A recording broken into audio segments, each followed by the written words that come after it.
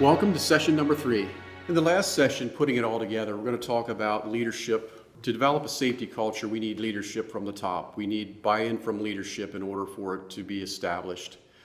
But on a day-to-day operational level, the upper management really relies on our mid-level managers to enforce our policies that are in place.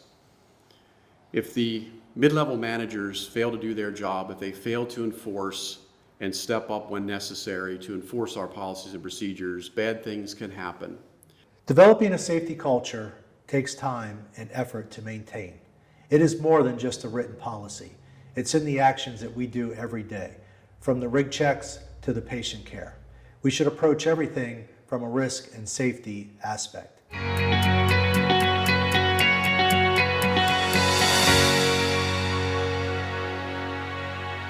The officer rides in the front right seat typically, or if you're the senior provider, whatever, you ride in the right front seat.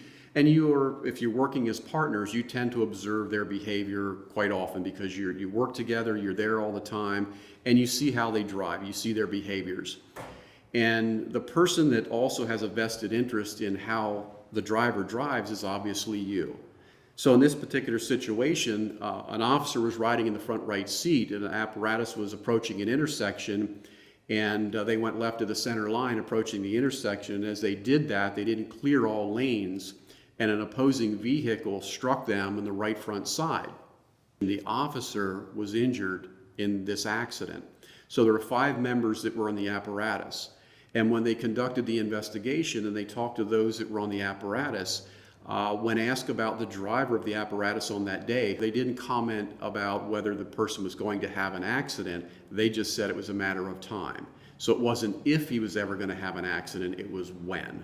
And that's very telling. So if you have other members that ride with this individual that's driving and that's their opinion, then obviously that should have been observed by the officer.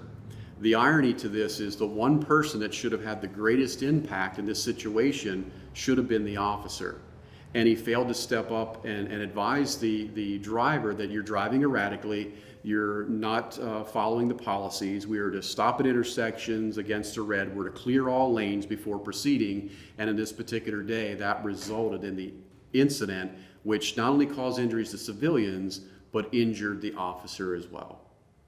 A mid-level manager was right there when everything started and had the ability to stop that behaviors that was against department policy. Instead, those officers chose not to, and it resulted in a large sum of awards against those organizations.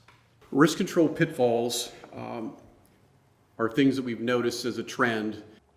Some of the more common risk control pitfalls that we've seen, again, are equal and equitable enforcement of the policies and procedures.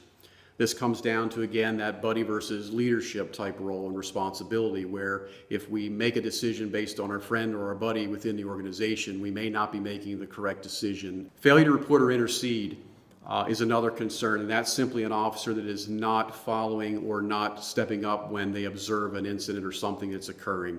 It's inherent upon the officer, again, to follow the safety culture and what leadership sets down that they need to enforce with the personnel. If they see something happen, the time is now to actually address that situation. And these help to guide us.